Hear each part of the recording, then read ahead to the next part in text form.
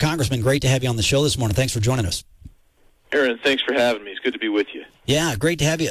I know you're working closely with the president and really helping to lead the call here to open up our economy, open up our society.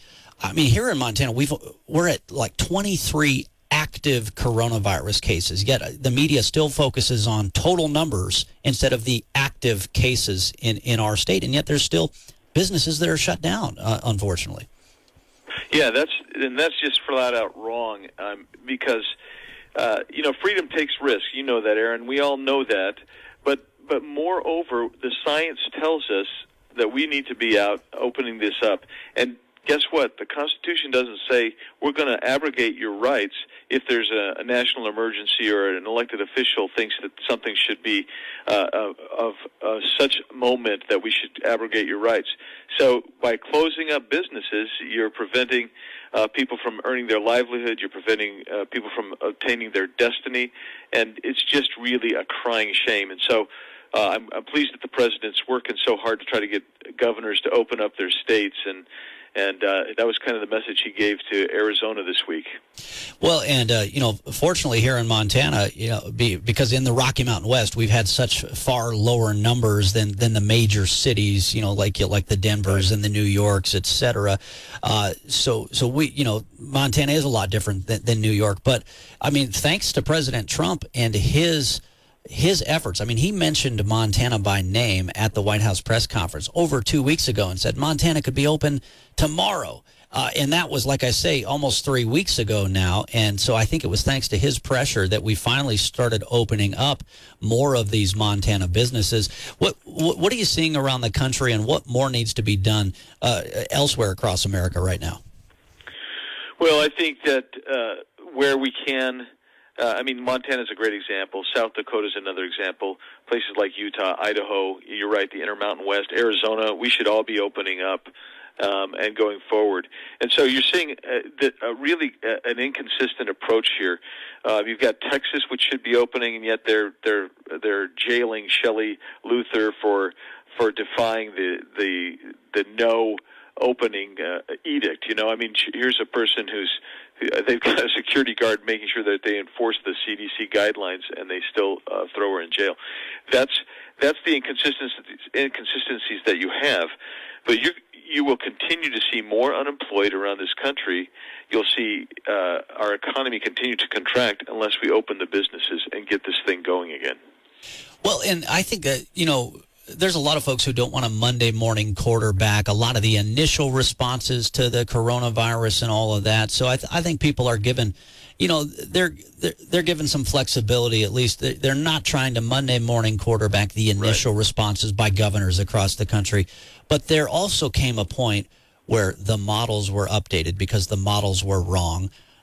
Where it said, okay, we're not going to overwhelm our hospitals. That was the whole reason we shut everything down, was because we were afraid we would overwhelm our hospitals.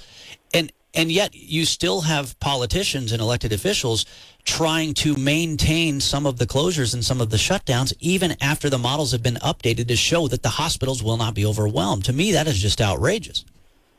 Yeah, it is, Aaron. You're right. I mean, I can give you an example in Arizona. Our hospitals asked me to try to get more ventilators to Arizona, so I was petitioning the administration. And finally, FEMA came to me and they said, you guys have never used more than 25% of your ventilators. Why are you petitioning us for more? And the reality is, in some places, we overreacted. We have 30% of ICUs are empty in Arizona. We've got almost 50% of our overall bed space empty in Arizona, and we're still not bringing back elective surgeries, for Pete's sakes. And so what you've seen is people have really kind of taken some power. I get it. They're a little bit nervous about opening it up. They don't want to cause additional problems, but by golly, you're sure causing other problems by preventing people from getting the medications they need and the surgeries and procedures that they need. And closing businesses down, people losing life savings because they're losing their business. You've got the market has zapped retirement accounts, and we haven't even talked about that. So there's been a tremendous overreach. Now, you're right. Initially, We took some steps to try to mitigate a spread. That was the goalpost, was to flatten the curve.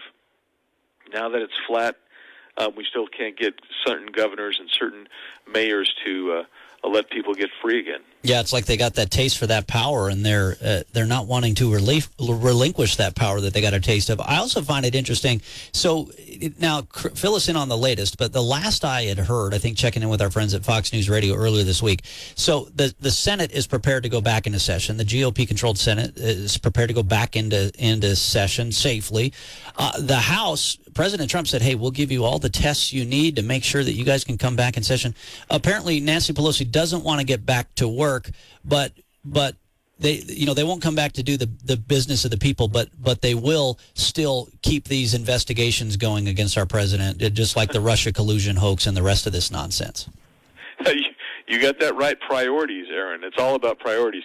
Look, Nancy Pelosi, as long as she keeps members of the House out of here, and by the way, I am sitting in my office in D.C., if as long as she can do what she's doing in secret without the pressure of 435 members of Congress, then she basically can run it like a little oligarchy, and that's what she's doing. And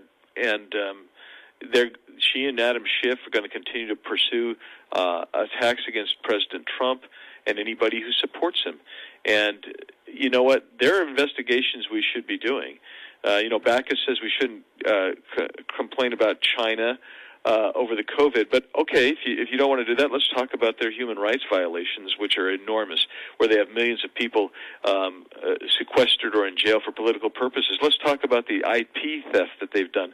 Let's talk about the unfair trade practices that they've done. Let's talk about the supply chain that they've manipulated. We could do all of that. We could investigate that in Congress if we were open. We could investigate the FISA abuses that have gone on. We could investigate the Mueller team going way beyond the scope of its boundaries. We could talk about all of the things that they've done. But they won't bring us here, but they sure will talk about investigating President Trump. And they're the ones who want a Monday morning quarterback, and what we really need to be doing is getting back to the people's business here in Congress. Exactly, yeah. A couple minutes left before our break here. Can you join us for just a couple more minutes? Congressman Andy Biggs out of Arizona. Great. Because I do, I'm interested in more of your thoughts. Here we have, because we're pretty familiar with former Senator Max Baucus. He was the author of Obamacare, and then they shipped him off to China. He's already cashing in on the board of major Chinese businesses, and here he is saying that China bashing is like Hitler in the 1930s. I think we can find a number of other examples that would be closer to a 1930s Nazi Germany example. Jailing a mom for keeping her beauty shop open so she can put food on the table. Using Chinese drones in cities to enforce stay-at-home orders. I think there's a number of other examples we could use.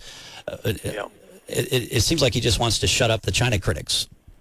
Yeah, one of the ones that comes to my mind is the attack by Mayor Cuomo against the people who are going to pay a funeral tribute to a deceased rabbi. And so he's going to send the police in, which he did, to break this up. He goes down personally to break it up. And yet when Ramadan comes, he doesn't enforce any of this anti-group edicts that he has. He sends them a bunch of meals. That's the kind of stuff where I say this kind of disparity, this discrepancy, this abuse of power by these leaders, that's much more akin to Nazi Germany, and that's more akin to communist China. Oh, by the way, China still is a communist nation, and so this time trying to forgive China for what they've done is interesting to me because it shows what I would say is an acquiescence to a way of thinking that is antithetical to who we are as American people. We should not be discriminating. We should be opening up the economy, the society, and we should just say, look, we're going to protect the most vulnerable, but we're going to get back to opening up the society that is America, the essence of America, which is the freedom to believe and think and associate and worship. You got places that they won't even let you get together in a worship service. Yeah, that's still happening in America. Outrageous. Still happening in America. Despite threats from the Justice Department threatening legal action. Well, Congressman Andy Biggs, we're with you on that front. Thanks so much for joining us this morning here on Montana Talks. Great to have you on the show. Thanks, Aaron. Good to be with you.